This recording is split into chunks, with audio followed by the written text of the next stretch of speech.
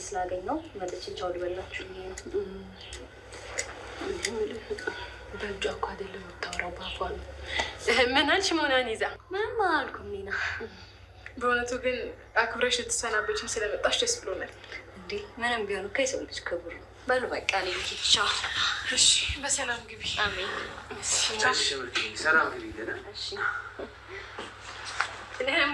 ሞኒ ወይኔ ቀለበትሽ ወደቀ። ሰፍቶሽ ነው መሰለኝ። እሺ አመሰግናለሁ።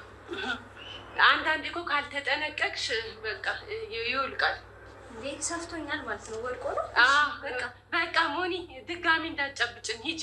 እሺ እስከ በርግሸኝሽ። አይ ሰኒ እኔም ልሸኛችሁ። ቆይ ሰኒዬ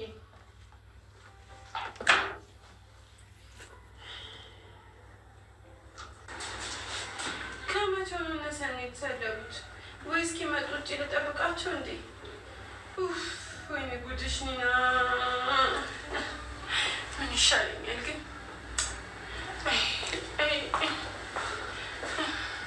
አንቺ ቀሽም ተደብቀሽ ማዝማቲ ምን ላድርግ? ቆይ ደግሞ ምን ላድርግ ነው አንተ ያለሽ? እሺ ልቀቀኝ እንዴ! ምን አባሽ ነው ቅድም የቀሽም ስራ የሰራሽው? መቼ? እኔ ቀኑን ሙሉ እኮ ብዙ ነገር ሳደርግ ነው ያልኩት። አሁን ሳሎን ያደረግሽው ነው ያልኩሽ እንዴ። እና ጉሮሮዬ ላይ ቆመህ እንዴት ላውራ? በቃ ደግሞ እኔ ቀለበቱ ወደቀባት ነው የመሰለኝ። እንደዚህ ነበር ማለት ደግሞ ከድርጊትሽ በላይ ውሸትሽ። እንዴ አንተ ከአንድ ቤት 2 አምፖል ስታበራ አይደብርህም እንዴ? ስሚ ደግሞ የአንገቱን አግኝቼ እንጂ በልቼ አይደለም። እሺ እና የልጅቷ ሀብልስ? ኧረ እባክሽ አንቺ በጣም ጥሩ ተቆርቋሪ ነሽ። ለምን ዛፓ ምናምን አትሆኝም? እና ዩኒፎርም ልልበስና ስራ ልጀምር። ግን ሁለተኛ እንዳትደግሚ። ከዚህ በኋላ በስራ ጣልቃ ገባለሁ እንጂ ጉሮሮሽ ነው ይበሳልሽ። እሺ ግን እኮ ሀብሉ የእናቷ ማስታወሻ ነው። በእናትህ መልስላት። ምን አገባኝ? አይመለከተኝም። ተቀብጁ ገብቷል። ውይ እናቷ እኮ አርፋለች። የምርሽ ነው? አዎ እህትና በዛ ላይ ደግሞ የምርሽ ነው? እንደውም እንደዛ ከሆነ በአናቷ ትተገርሽ። አላመጣውም ጭራሽ። እንዴ እና ታዲያ ሌላ ልትወጣ ነው?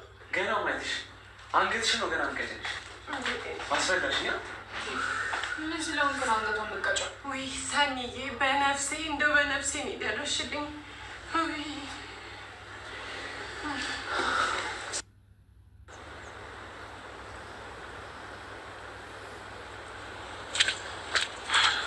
ስፈልግ አገኘሁ።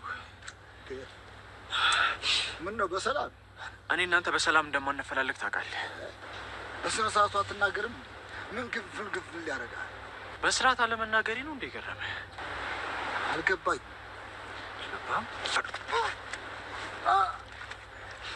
አንተ ማትረባ ኪራ ዴቭ ልቀቀኝ፣ በእናትህ ተረጋጋ። ኪራ ተረጋጋ።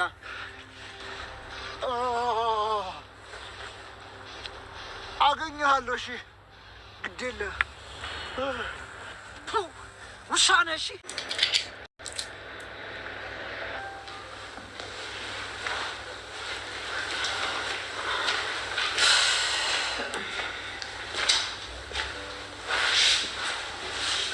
ጋሽተኛ እንዴ?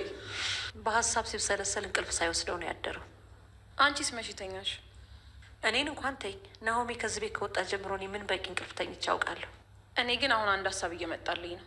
ምን አይነት ሀሳብ? እንደ ባለፈው ችግር የሚፈጥር እንዳይሆን። ኧረ እኔ ችግር መፍጠር አልፈልግም። ባለፈውም እኮ አንቺን ለመርዳት ብዬ ነው ያንን ነገር ያደረግኩት። እሺ ምንድን ነው? አሁን አንቺ ለምሩ ምን አይነት አስተሳሰብ ነው ያለሽ? ሄዲያ አንቺ ደግሞ ምንድን ነው ለጭቃው ጊዛው ደጋግሞ መርገጥ? አይ አልተቀየረም ለማለት ፈልጌ ነው። እንደ ቀይ ምንጣፍ ብትነጠፍልኝም መቼም ቢሆን እሷን ወደ ልቤ ያልመልሳት። ምን ጋሼ ፊት እየተቅለሰለሰች አይደል እንደ እኛ ፊት ትክክለኛ ፊቷን የምታሳየን? አዎ። ስለዚህ እኛም እንደሷ ብልጥ መሆን አለብን። እንዴት ማለት? እንዴ ይቅርታ እንዳደረግንላት አስመስለን ስትዘናጋ ለአንዴና ለመጨረሻ ጊዜ ከናሆም ቤት ፈንቅለን እናስወጣታለን። የሚሰራ እቅድ ከሆነ ቆንጆ ይመስላል። እንደሚሰራማ ሰፍ ብላ ስትመጣ ነው ያወቅኩት። ልክ ብለሻል። አንቺ እንዴት አላስተዋልኩትም? እኛ ብልጥ መሆን እንደምንችል ማሳየት አለብን። መሩን ይሄንን ያክል ተናሆሜ ለመነጠል ናሆሜና እየታገለች ትቀጥላለች ማለት ነው። ጺም ዝላይ እንጌት ተባባሪዋ ሆናለች። ጽዮን እንደዚህ ሴት ሆና በሴት ላይም እንደዚህ መፍረድ በጣም ከባድ ነው። ሰኒ ጽናት ጋር መምጣቷን እንደቀጠለ ትገኛለች ማለት ነው። ጽናት አሁን ላይ ገጠሯ ላይ ፏ ብትን እያለች ሊና አሁን ላይ እዚህ ምን እያረገች እና በምን ስቃይ ላይ እንዳለች የምታውቀው ታሪክ የላትም። ሌባው ደግሞ እንግዲህ ያው ዝብላ ይሄ ሌባው ልጅ በጣም የሚያስጠላበት ሁኔታ ላይ ነው ያለው አሁን ላይ።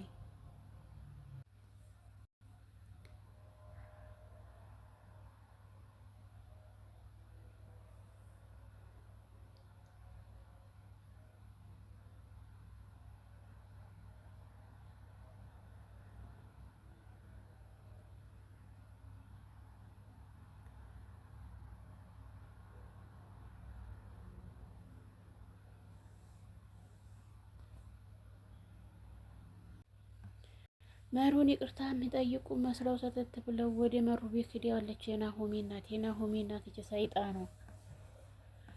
አሁን ላይ መሩ የእውነት ይቅርታ እያረጉላት እየጠየቋት መስሏት ተምሮ ነበር ይቅርታ እያለቻቸው የነበረው። እነሱ ግን ተንኮላቸውን ይዘው ነው ወደዛ እየሄዱት። ተንኮላቸውን ግን መቼ ቢሆን አይሳካላቸውም። ናሆሜና መሩ ምንች አይለያዩም።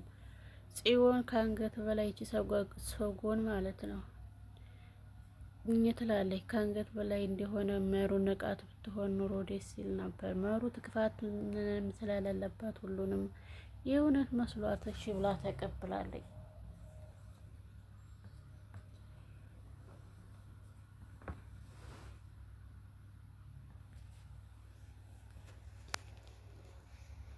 እዚሁ ተቤቷ ሳይወጡ ሴራቸውን ይነጋገራሉ። መሩ አሁን ላይ ምንም በማታውቀው ሁኔታ የእውነት መስሏት ሽርንጉድ ትላለች።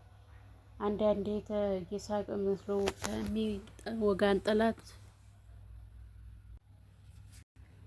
እሱ ይጠብቀን። መሩም የእውነት ሰው መስለዋት ነበረ ይቅርታ ብላ የተቀበለቻቸው።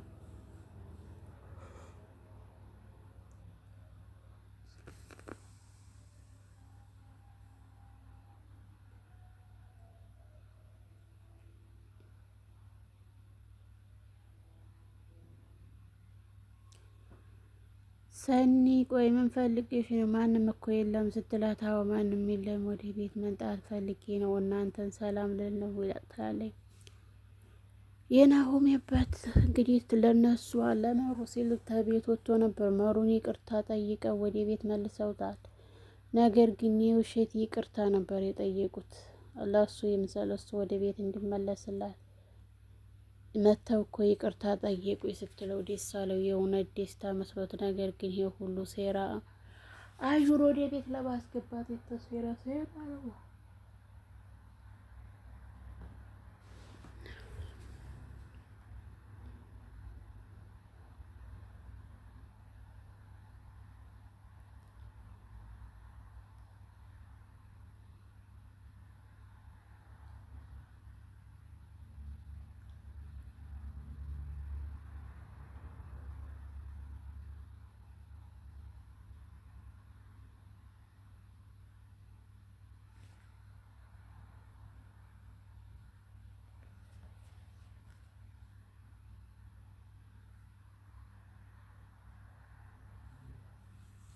ሶልም እንግዲህ በስተመጨረሻም ሊስት ግጣሙን አያጣም አይደል የሚባለው። ሶልም አሁን ላይ ያለው ሁኔታ በራሱ አርጓል።